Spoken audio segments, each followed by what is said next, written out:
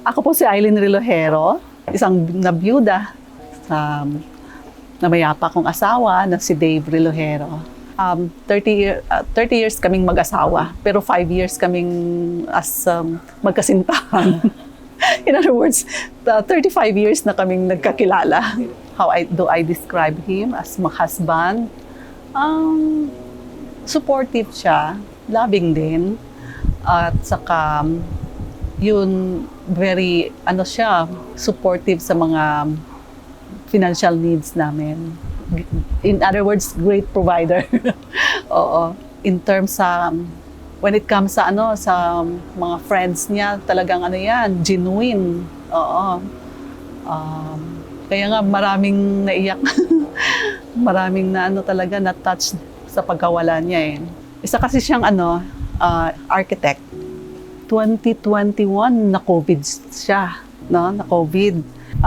Naman siya, ang tawag dito na naka-survive, meaning he has given second life. Pero nung bandang huli, ayun, na-diagnose naman na meron siyang colon cancer. Yun, yung pagkawala niya, malaking impact sa amin. Kasi ako nga, hindi ako full-time na tumutulong sa kanya sa company namin because I am an employee, a government employee. So, pero meron kaming mga tauhan. We have 3 kids. May isang apo at good naman at naabutan niya. Alam kong grabe din yung impact sa kanila, pero lalaki kasi sila eh. Hindi sila masyadong emotional.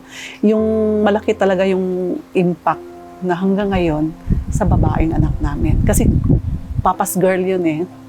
Papa's girl. So iyak nang iyak yan. Every night. Ako sana medyo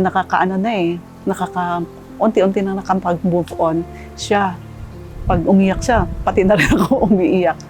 Marami pa siya kasing mga plans. Oo. Kahit nga may sakit siya, may lagnat. Kahit may lagnat, pag medyo okay na, uupo na naman yan sa computer niya, sa laptop, saka gagawa. Daming revision kasi yung niya, yung plano niya. Tinapos talaga niya. Kapag walang trabaho, walang project, dapat hindi mahinto yung trabaho ng mga carpenter namin, mga workers. Paggawa niya, doon sa Mambog, ipapagawa niya. Kahit yung bahay namin,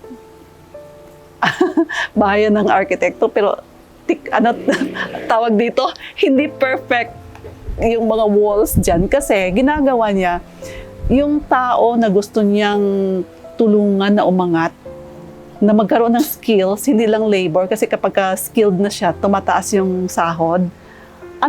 Mag-practice ka doon sa bahay namin. Ganun talaga siya. Practicean mo.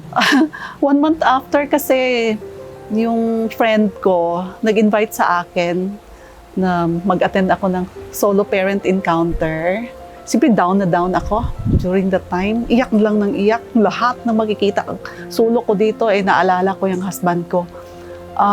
Yun, nakatulong sa akin yung sa balik loob sa Diyos na community.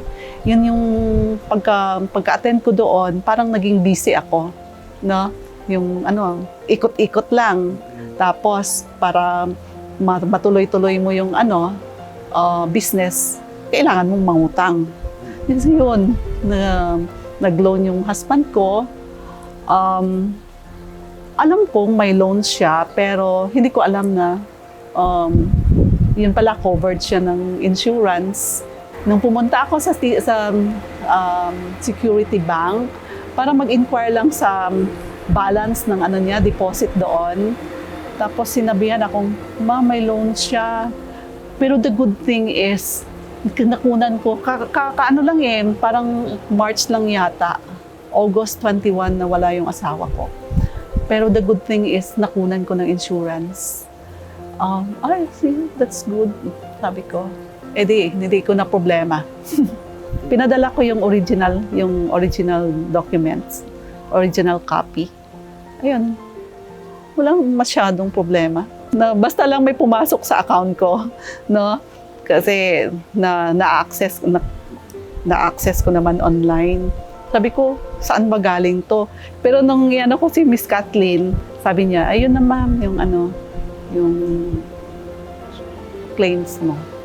Yung claims ko, timing din sa malaking amount na kailangan naming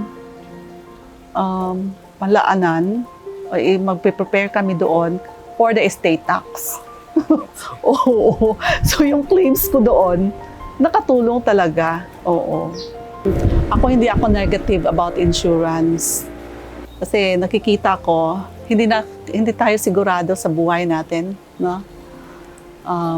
Yung maiiwan natin, hindi na maghihirap financially kapag ka may insurance.